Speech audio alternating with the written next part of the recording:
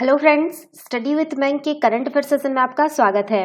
ये current affair SSC, banking, railway, state PCS, CDS, CAPF, NDA और other competitive exam आदि में सहायक होंगे। आज की डेट है 7 जनवरी 2021। तो चलिए आज का क्वेश्चन देखते हैं। आज का पहला प्रश्न है, हाल ही में किस राज्य सरकार ने बर्ड फ्लू के कारण एवियन इन्फ्लुएंजा वायरस के बढ़ते प्रकोप को देखते हुए आपदा घोषित कर दिया है? Option A Kerala, option B Telangana, option C Nagaland, option D Meghalaya. देखिए, केरल सरकार ने बर्ड फ्लू के कारण एवियन इन्फ्लुएंजा वायरस के बढ़ते प्रकोप देखते हुए आपदा घोषित कर दिया है। कोरोना वायरस महामारी के बीच राजस्थान, मध्य प्रदेश, हिमाचल प्रदेश, केरल और गुजरात में बर्ड फ्लू अब बड़ा खतरा बनता जा रहा है। इन राज्यों में अब तक सैकड़ों पक्षियों की मौत हो चुकी है।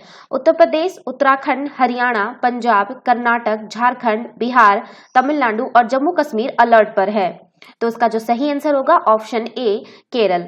चलिए नेक्स्ट क्वेश्चन पे चलते हैं। द क्रॉनिकल ऑफ फिलैंथ्रोपी की रिपोर्ट के मुताबिक वर्ष 2020 में दुनिया के सबसे ज्यादा दान किस व्यक्ति ने दिया? Option A Jeff Bezos, option B Mark Zuckerberg, option C David Rocks, option D Bonard Marks. देखिए, द क्रॉनिकल ऑफ फिलैंथ्रोपी में जो है ने सबसे बड़े दान की वार्षिक सूची जारी की है। जो पहले स्थान पर मौजूद है वो अमेजन के मुखिया हैं जेफ बेजोस। उन्होंने जो है वर्ष 2020 में जलवायु परिवर्तन से मुकाबले के लिए जो है आपका 10 अरब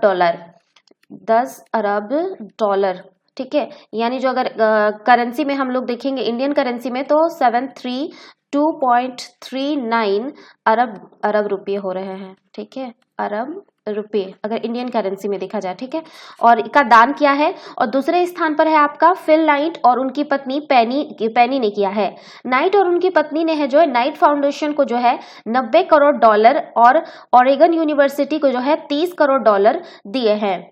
तो इसका जो सही आंसर होगा वो होगा ऑप्शन ए जेफ बेजोस। चलिए नेक्स्ट क्वेश्चन पे चलते हैं। आरबीआई ने हाल ही में जुर्माना वसूली और संग्रह गतिविधियां समेत विभिन्न दिशा निर्देशों के उल्लंघन को लेकर किस पर 2.5 करोड़ रुपए का जुर्माना लगाया है? Option A Waris Finance Limited, option B Shriram Finance Limited, option C Bajaj finance Limited, option D Bharatiya State Bank. देखिए, भारतीय रिजर्व बैंक ने बजाज फाइनेंस लिमिटेड पर 2.5 करोड़ रुपए का जुर्माना लगाया है। इसके पीछे कारण रिकवरी व कलेक्शन प्रक्रियाओं समेत विभिन्न निर्देशों का उल्लंघन है। कंपनी के खिलाफ रिकवरी व कलेक्शन तरीकों को लेकर बार बार शिकायतें भी आई है। आरबीआई ने यह भी कहा है कि बजाज फाइनेंस के खिलाफ कार्रवाई नियामकीय अनुपालन की कमी पर आधारित है। इसका मकसद ग्राहकों और कंपनी के बीच किसी ट्रांजैक्शन या करार की वैधता पर फैसला देना नहीं है। तो इसका सही आंसर होगा option C Bajaj finance limited. चलिए नेक्स्ट क्वेश्चन पे चलते हैं। किस राज्य में नर्मदा नदी पर बन रहे 600 मेगावाट वाले विश्व के सबसे बड़े तैरते हुए सौर ऊर्जा परियोजना से जो है वर्ष 2020 और 23 से सौर ऊर्जा मिलने लगेगी? Option A Madhya Pradesh, option B Tamil Nadu, option D Himachal Pradesh, option D Jharkhand. देखिए, मध्य प्रदेश के खंडवा जिले में, ये ध्यान रखिएगा, जिला का नाम भी पूछ लेता है अगर मध्य प्रदेश व पीसीएस एग्जाम होगा, ठीक है, तो ये पूछ लिया जाएगा कि कौन सा जिले में, ठीक है। तो मध्य प्रदेश की जो खंडवा जिला है उसमें नर्मदा नदी पर जो है ओंकेश्वर बांध पर बन रहे 600 मेगावाट वाले विश्व के सबसे बड़े तैरते हुए यानी फ्लोटिंग सौर ऊर्जा परियोजना से जो है वर्ष 2022-23 से सौर ऊर्जा मिलने लगेगी। 600 मेगावाट वाले इस परियोजना की अनुमानित निवेश जो है आपका 3000 करोड़ है, 3000 करोड़ रुपए है। सोलर पैनल जलाशय में पानी की सतह पर तैरते रहेंगे। बांध का जल स्तर कम ज्यादा होने पर यह स्वतः ही ऊपर नीचे एडजस्ट होते रहेंगे। तेज लहरों और बाढ़ का इन पर कोई प्रभाव नहीं पड़ेगा। सूर्य की किरणों से निरंतर बिजली का उत्पादन मिलता रहेगा। तो इसका सही आंसर होगा ऑप्शन ए मध्य प्रदेश। मध्य प्रदेश ये खंडवा जिले में है, ये भी नोट डाउन कर लीजिएगा। हाँ, और ये भी लिख लीजिएगा, ठीक है, ओंकारेश्वर बांध, ठीक है, ओंकारेश्वर बांध पे ये बन रहा है, ठीक है। चलिए नेक्स्ट क्वेश्चन पे चलते हैं। केंद्रीय खेल मंत्री किरण रिजिजू ने हाल ही में किस शहर में असम राइफल्स पब्लिक स्कूल का खेलो इंडिया स्पोर्ट स्कूल के रूप में शुभारंभ किया है? Option A Shillong, option B Guwahati, option C Mysore, option D Chennai. देखिए, केंद्रीय खेल मंत्री किरण रिजिजू ने हाल ही में जो है शिलोंग में असम राइफल्स पब्लिक स्कूल का खेलो इंडिया स्पोर्ट स्कूल के रूप में शुभारंभ किया है। वर्तमान में जो है देश भर में जो है 9 स्पोर्ट स्कूलों को मंजूरी दी गई है, जिसमें से 5 का प्रबंधन रक्षा एवं अर्धसैनिक बलों द्वारा किया जाता है। असम राइफल्स पब्लिक स्कूल पूर्वोत्तर क्षेत्र में खेलो इंडिया योजना के तहत घोषित होने वाला पहला स्पोर्ट स्कूल है।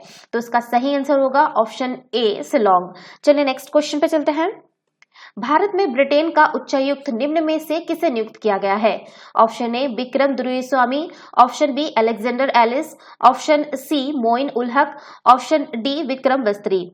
देखिए, अलेक्जेंडर एलिस को जो है भारत में ब्रिटेन का उच्चायुक्त नियुक्त किया गया है। वे सर फिलिप वॉर्टन का स्थान लेंगे।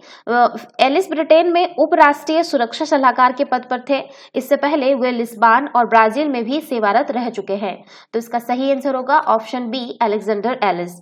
चलिए नेक्स्ट क्वेश्चन पे चलते हैं।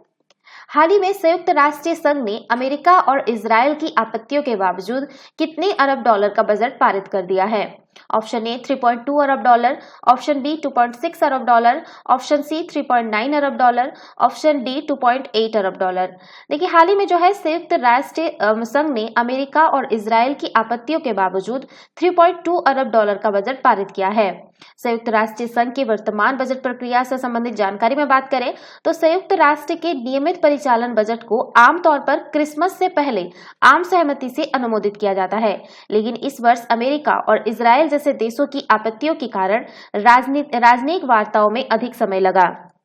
ज्यादातर देशों ने विभिन्न प्रकार के मुद्दों पर समझौता करते हुए बजट आम सहमति व्यक्त की, लेकिन संयुक्त राज्य अमेरिका और इजराइल ने डरबन घोषणा पत्र और नस्लवाद के खिलाफ विश्व सम्मेलन में अपनाए गए कार्यक्रम के लिए धन दिए जाने का विरोध किया। अमेरिका और इजराइल का मानना है कि 2001 में डरबन घोषणा पत्र के परिणाम यहूदी विरोधी और इजराइल विरोधी है। गौरतलब है कि संयुक्त राष्ट्र में बजट की समस्या कोई नई समस्या नहीं है, बल्कि विभिन्न कारणों से संयुक्त राष्ट्र बजट संकट का सामना करता है। तो इसका जो सही आंसर होगा वो होगा आपका ऑप्शन ए 3.2 अरब डॉलर। चलिए नेक्स्ट क्वेश्चन पे चलते हैं। हाल ही में कौन से राज्य में लगभग 4134 मेगावाट क्षमता की 5 जल विद्युत ऊर्जा की परियोजना हेतु करार किया गया है? Option A Paschim Bengal, option B Jammu Kashmir, option C Assam, option D Gujarat. देखिए, हाल ही में जो है जम्मू कश्मीर में आपका 4134 मेगावाट क्षमता की 5 जल विद्युत ऊर्जा की परियोजनाओं हेतु करार किया गया है। जम्मू कश्मीर में जल विद्युत योजना के इतिहास में लगभग 4134 मेगावाट क्षमता की 5 जल विद्युत ऊर्जा की परियोजनाओं हेतु किया गया है। करार अब तक का सबसे बड़ा कदम है। उक्त 5 परियोजनाओं में सबसे बड़ी परियोजना जो है आपका सबसे बड़ी लगभग जो है 1856 मेगावाट क्षमता की सावलकोट परियोजना सबसे बड़ी है। लिख लीजिएगा सावलकोट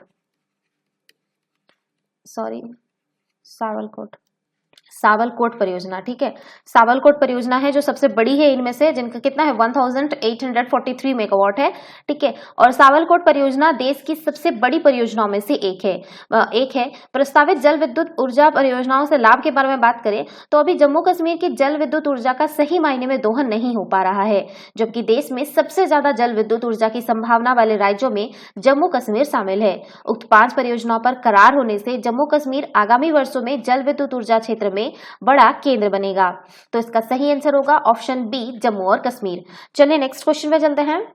हाल ही में सुप्रीम कोर्ट ने कौन से राज्य के वनों को जीवित इकाई घोषित करने की मांग वाली याचिका को स्वीकार कर लिया है? Option A Jharkhand, option B Orissa, option C Uttarakhand, option D Kerala. देखिए, हाल ही में जो है सुप्रीम कोर्ट ने उत्तराखंड के वनों को जीवित इकाई घोषित करने की मांग वाली याचिका को स्वीकार कर लिया है। उत्तराखंड के जंगलों को नष्ट होने से बचाने के लिए सुप्रीम कोर्ट ने एक जनहित याचिका दायर की गई थी एवं इस याचिका में यह मांग की गई थी कि कुछ अधिकारों के साथ वनों को जीवित इकाई घोषित कर दिया जाए। याचिकाकर्ता ने अपनी याचिका में बताया है कि 2001 में अब तक जो है उत्तराखंड के जंगलों में आग लगने के कारण जो लगभग है 44,000 हेक्टर जो है आपका हेक्टेयर क्षेत्र में जंगल खत्म हो चुके हैं तथा जंगलों में आग लगने की घटनाओं के पीछे भूमाफिया और लकड़ी माफिया की भूमिका रहती है। याचिकाकर्ता ने मांग की है कि उत्तराखंड में जंगलों में आग लगने की घटनाओं की जांच कार्रवाई की जाए। तो इसका जो सही आंसर होगा ऑप्शन सी होगा, उत्तराखंड। चलिए नेक्स्ट क्वेश्चन पे चलते हैं।